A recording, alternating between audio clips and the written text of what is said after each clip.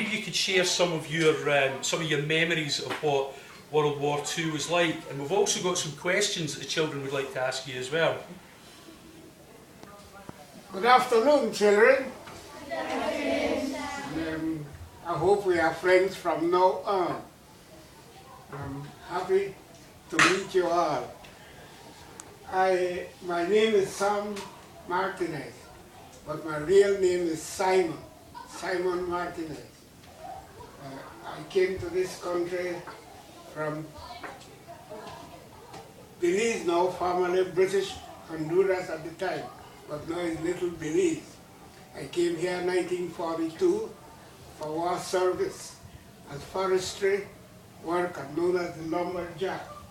That's the kind of job that I do, cut trees down, and the trees were all done into bits and pieces to be transferred to the war effort for the soldiers to help do the fighting. But then during that time, first of all, my travel from my country to come to Great Britain or to Scotland, I leave New York on a big convoy.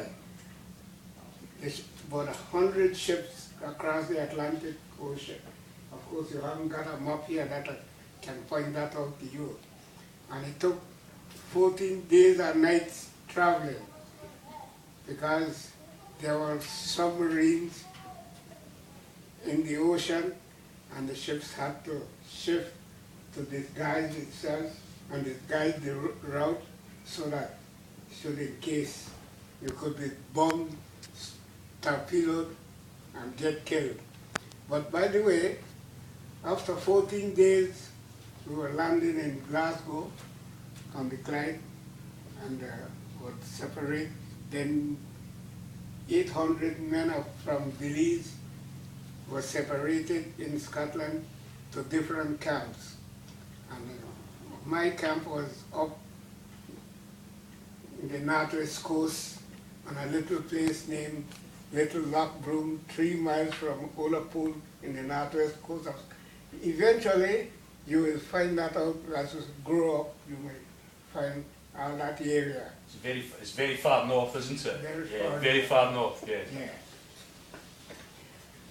Well, we cut the trees there, and it was all taken to the sawmill and cut into bits and pieces and was shipped to the war effort. What happened after that, I don't know what they've done with it, but we were told that they used the timber and things like that for the pit props and different work. But during all that period, we spent time working, and we were just, like everybody else, being worried about our soldiers fighting, getting killed. But still, that's what they died for us all to be here today. Your mother, your grandfather lived for you to be here because your great-grandparents died to save us all. Now,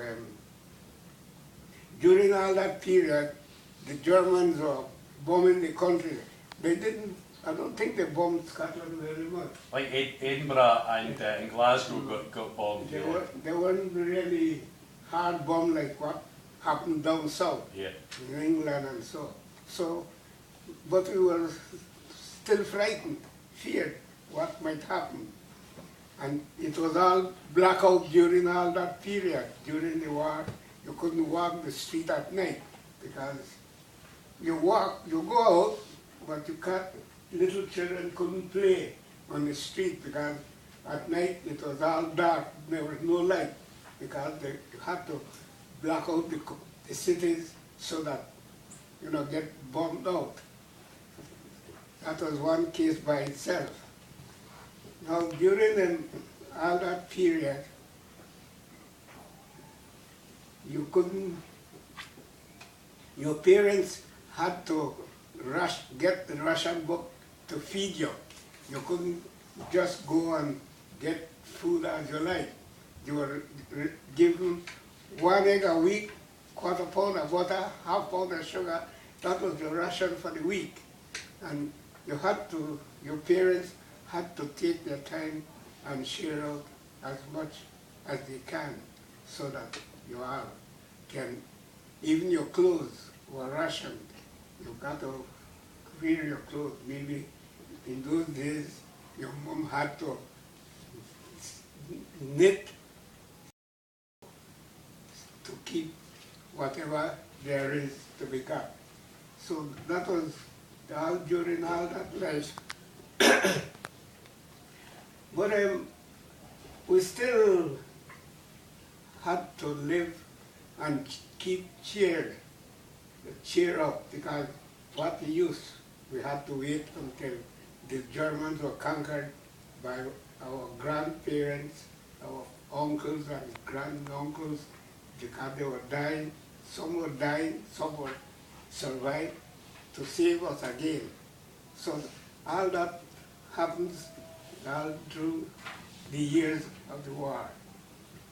So my dear children, let's hope that you will not suffer the same thing that happened during the last war past, so that you can grow peacefully without have to run into shelters and wear uniform and go and fight and get killed to save others. But it's well done. So we from British Honduras, our governor, which was a Scotchman from Aberdeen, named Maxwell Byrne, that was his name, the governor of British Honduras at that time.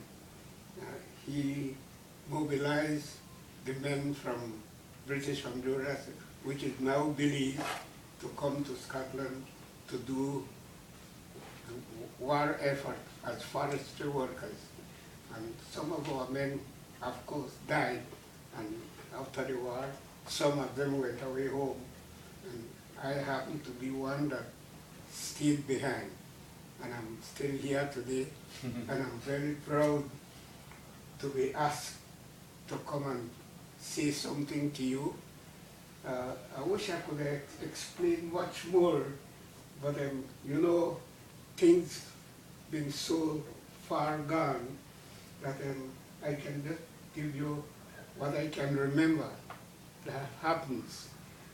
All the rationing years, all the blackout years, and you got to live and share what you got with your friends, etc. All these things happen. So happiness, you got to be happy, you got to cheer and take care of your health, and so you can live with your neighbors, with your friends, and happily live together.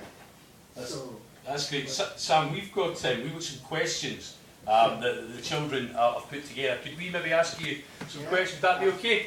Yeah. Okay.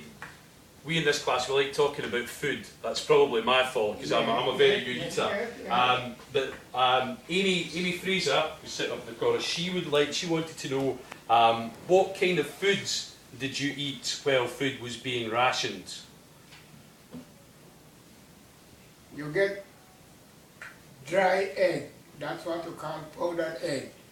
That was mostly common. And what did that? Do you mind if we take would it be okay if we took some photographs? Yeah. Yeah, is that okay? Cool. What did that taste like, Sam? It doesn't sound very nice. Dried egg. Dried egg. Well, you have to mix that with milk. Ah, right. And beat it up, and it becomes just as if you break an egg now and Swiss it, and you fry. After you have it nicely thick, you can boil it, fry it, scramble it, and that was one of the food which we had to have. But dried egg? Dried egg. Yeah, dried egg. And the commonest thing that was not Russian was like sausages, wasn't Russian. Oh, so you get that without your Russian